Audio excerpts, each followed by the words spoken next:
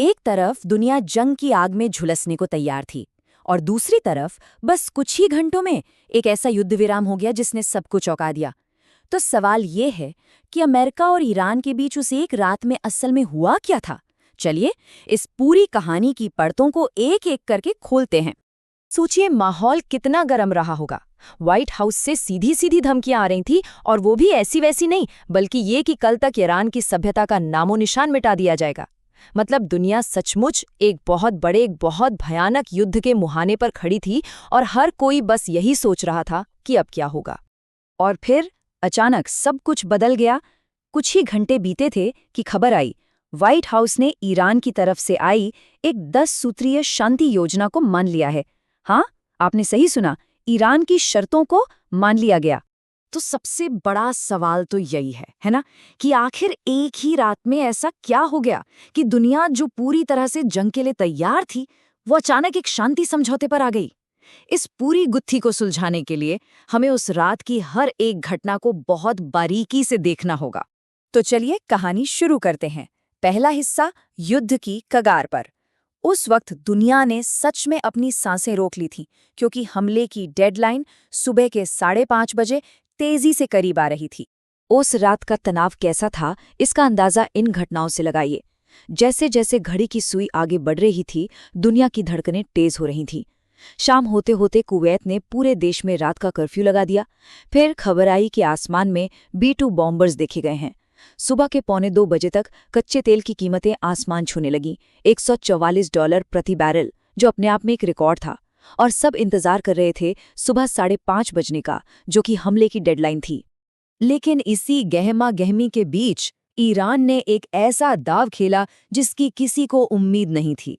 एक सोर्स के मुताबिक करीब 1,40,00,000 ईरानी नागरिक अपने देश के पावर प्लांट्स और पुलों को बचाने के लिए ह्यूमन शील्ड यानी मानव ढाल बनकर सड़कों पर आ गए। ये एक बहुत ही पावरफुल मैसेज था पूरी दुनिया को कि ईरान के लोग पीछे हटने वाले नहीं हैं। और यहीं से कहानी में आता है दूसरा मोड़, वो चौंकाने वाला युद्ध विराम। इतने तनाव के बाद अचानक एक ऐसा यू टर्न आया जो पहली नज़र में पूरी तरह से ईरान की शर्तों पर हुआ लगता था। अब जरा इस पर नजर डालिए। ये ईरान के उस 10 सूत्री प्लान के कुछ खास पॉइंट्स हैं, और दावे के मुताबिक अमेरिका इन सब पर राजी हो गया। सोचिए जरा, ईरान पर कोई हमला नहीं होगा, ठीक है, हॉर्मुज़ स्ट्रेट पर ईरान का कंट्रोल रहेगा। अरे ये तो वो रास्ता है जहां से दुनिया का इतना सारा तेल जाता है।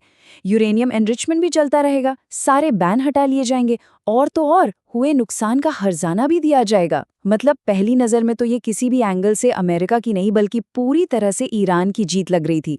एक ऐसी जीत जिसकी किसी ने कल्पना भी नहीं की होगी।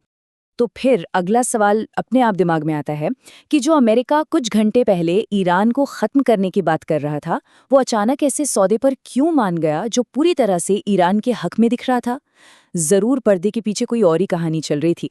तो चलिए कहानी के तीसरे हिस्से में चलते हैं, पाकिस्तान, सबके सामने वाला शांति दूत।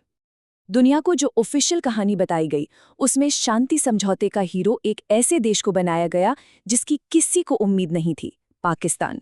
हुआ यूं कि पाकिस्तान के प्रधानमंत्री ने एक ट्वीट किया। इसमें उन्होंने प्रेसिडेंट ट्रंप से 2 हफ्ते की मोहलत मांगी और ईरान से हॉर्मुज़ स्ट्रेट खोलने की अपील की, और बस दुनिया ने इसे हाथों हाथ ले लिया। दुनिया भर के लीडर्स ने पाकिस्तान के इस डिप्लोमेटिक कदम की जमकर तारीफ की। लेकिन कहानी इतनी सीधी सादी थी नहीं। अब आते हैं चौथे हिस्से पर, जहां इस गुत्थी की पहली परत उतरती है। क्या ये सौदा अमेरिका ने ही लिखा था? इसका सुराग मिला एक एडिट किए हुए ट्वीट से। देखिए ये हुआ कैसे। पहले तो सबने पाकिस्तान के शांति संदेश की वाहवाही की, लेकिन फिर किसी की पारखी नजर उस ट्वीट पे लिखे छोटे से लास्ट एडिटेड पर पड़ गई। ये एक छोटा सा क्लू था, पर इसने सारा खेल पलट दिया। जब और छानबीन हुई तो ओरिजिनल पोस्ट सामने आ गया, और उसमें एक ऐसी लाइन थी जिसे बाद में हटा दिया गया था। और वो लाइन थी, पाकिस्तान के प्रधानमंत्री के लिए ड्राफ्ट संदेश। बस मतलब साफ हो गया, ये मैसेज पाकिस्तान के प्रधानमंत्री का अपना था ही नहीं, बल्कि ये तो एक स्क्रिप्ट थी जो उन्हें किसी और ने दी थी, और सारे इशारे सीधे अमेरिका की तरफ जा रहे थे। और अब हम आते हैं कहानी की सबसे गहरी परत पर, हमारा 5वां हिस्सा, चीन की सीक्रेट डिप्लोमैटिक जीत। इस थ्योरी के अनुसार इस पूरे खेल का असली मास्टरमाइंड कोई और ही था, जो पर्दे के पीछे से सारे धागे खींच रहा था। तो इस पूरी कहानी का असली सच क्या है? इस सोर्स के मुताबिक असली डील मेकर चीन था। चीन ने ही ईरान को ये समझाया कि इस वक्त वो एक मजबूत पोजीशन में है और उन्हें ये डील मान लेनी चाहिए। अगर इस नज़रिए से देखें तो पाकिस्तान और अमेरिका दोनों ही एक बहुत बड़ी स्क्रिप्ट के बस किरदार थे, जिसे डायरेक्ट चीन कर रहा था। लेकिन बड़ा सवाल ये था कि क्या ये शांति टिकने वाली थी? हमारा आखिरी हिस्सा इसी सवाल को खंगालता है। क्या ये सिर्फ रेत पर बना एक महल था? क्योंकि समझौता होने के फौरन बाद ही इसकी दीवारों में दरारें साफ दिखने लगी थीं। जरा इस स्लाइड को देखिए, ये दरारें बिल्कुल साफ हैं।